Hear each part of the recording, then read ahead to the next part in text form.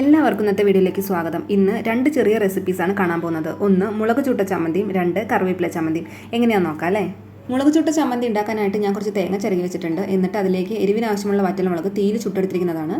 അതും കറിവേപ്പില, ചെറിയുള്ളി, പുളി, ഉപ്പ് ഇതെല്ലാം ചേർത്തിട്ട് തരിതരിപ്പായിട്ട് അരച്ചെടുക്കുക. ആവശ്യമുണ്ടെങ്കിൽ വെള്ളവും ചേർക്കാവേ. അങ്ങനെ ഈസിയായി ഉണ്ടാക്കാൻ പറ്റിയ മുളക് ചുട്ട ചമ്മന്തി റെഡി.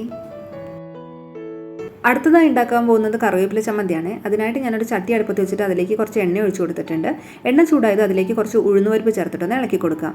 അതിനുശേഷം എരിവിനാവശ്യമുള്ള വറ്റൽമുളകും കുറച്ച് ചെറിയുള്ളിയും ചേർത്തിട്ടൊന്ന് വാട്ടിയെടുക്കുക.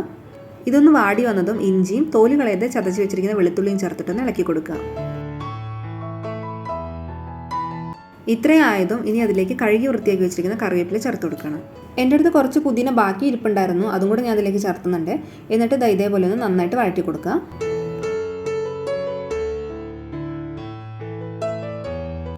ഈ പരിവായത് നമുക്ക് സ്റ്റൗ ഓഫ് ചെയ്യാം. എന്നിട്ട് ചിരകി വെച്ചിരിക്കുന്ന നാളികേരം ചേർത്തിട്ട് ഇളക്കി കൊടുക്കാം. നാളികേരം വല്ലാതെ ചൂടാക്കി എടുക്കേണ്ട ആവശ്യമൊന്നുമില്ല, ഈ ചട്ടിയുടെ ചൂട് തന്നെ ധാരാളമാണ്.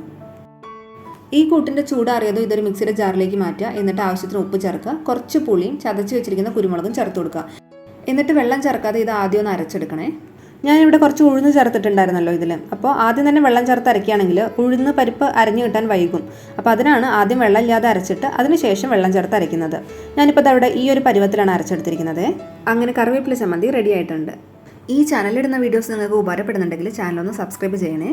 അടുത്ത വീഡിയോയിൽ മറ്റൊരു റെസിപ്പിയുമായി കാണാം. എല്ലാവർക്കും നന്ദി.